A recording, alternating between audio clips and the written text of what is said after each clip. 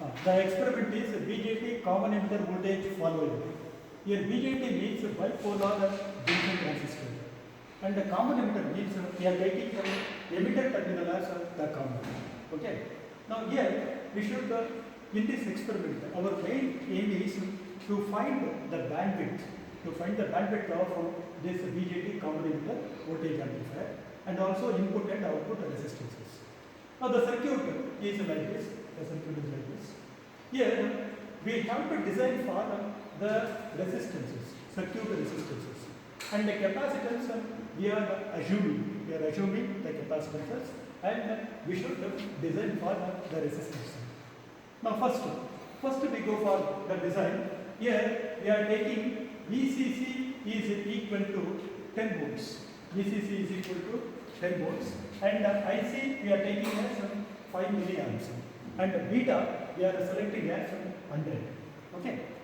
Now first we have to find the first resistance RE to design for RE. To design for RE, we know that VRE means voltage across the emitter. Voltage across the emitter is equal to VCC by 10. Is equal to VCC by 10, and this approximately becomes 10 by 10 is equal to 1 volts. And that 1 volt is used to design the resistor RE. That RE is equal to VRE by IE. RE is equal to VRE by IE, and IE is approximately equal to IC. Therefore, we can take that IE as 5 milliamps. Therefore, RE is equal to 1 volt divided by 5 milliamps, that is equal to 200 ohm. Our next step is to design for the resistance RC. To design for the resistance RC, and to design for the resistance RC, we should go for the output circuit, taking the KVL for the output circuit. For taking the KVL, here VCC minus IC into RC minus VCE minus VRE is equal to 0. Okay. Then VCC we are taking here 10, and IC we assume that 5 milliamps, and into RC minus VCE is 5 volts. VCE is actually it is divided by VCC divided by 2. VCE is VCC divided by 2. VCE is equal to VCC divided by 2. Here VCC we are taking as 10 by 2 is equal to 5 volts. Therefore, it is 5, and VRE we already calculated, that is 1, and that is equal to, when you calculated, we can get the value for RC is equal to 8. Okay. Next, our next design is coming for the voltage divider circuit. Voltage divider circuits, that is R1 and R2, and for this voltage divider circuits, R1 is equal to VCC minus VB by 10 IB. R1 is equal to VCC minus VB by 10 IB is equal to, putting the values, we can get R1 is equal to 16.6 kilo ohm, and that is approximately equal to 18 kilo ohm. Okay. Next, to find R1. Okay. From the above circuit, we know that the VB is equal to VBE plus RE. From here, by applying the KVL to the input side, we will get VB is equal to VBE plus VRE, and that is equal to 0.7 plus 1 is equal to 1.7 volt. But IC we know that IC is equal to beta into IB, and that is equal to IC by beta is equal to 5 milliamps by 100, which is approximately equal to, it is 0.05 milliamps. Okay. And these are all the design procedures. And next we should go for rig up the circuit and get the output. Okay. See, the circuit rig up is like this. Here this is the transistor, that is a SL100, and the transistor is consisting of the terminals, emitter, base and the collector. Emitter we should take from the notch. Then after that, here for the input you should come from here. The input is the base resistor. Base resistor is 1 kilo ohm, and the input capacitance. This is input capacitance, and the input is, for the input we are giving through signal generator. we are giving to signal generator. The input voltage is usually we are giving in terms of millivolts. Here we are giving 50 millivolts. And then coming to the circuit, we are having voltage divider circuits.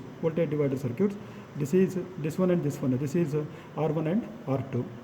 And then coming to here, this is emitter bypass capacitor, and this is emitter resistor. And next, at the collector side, we have a collector resistor RC and collector coupling capacitor. This is and then it is the output load resistor. All the things are grounded. And VCC is given here. VCC is usually given in the range of 10 to 12 volts. Here we are selecting as 10 volts. And then the output is taken across the coupling capacitor and the ground output. Okay, this is the rig up of the circuit. Now increase the frequency in the steps, and you can see the waveforms on the CRO here. See, for example, it is for you have 100 for 100 hertz.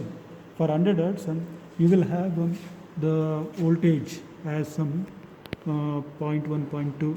Okay, here it is 0.2 volts, 0.4 volts, and you should take the gain. The gain is given by AV is equal to V0 by Vi.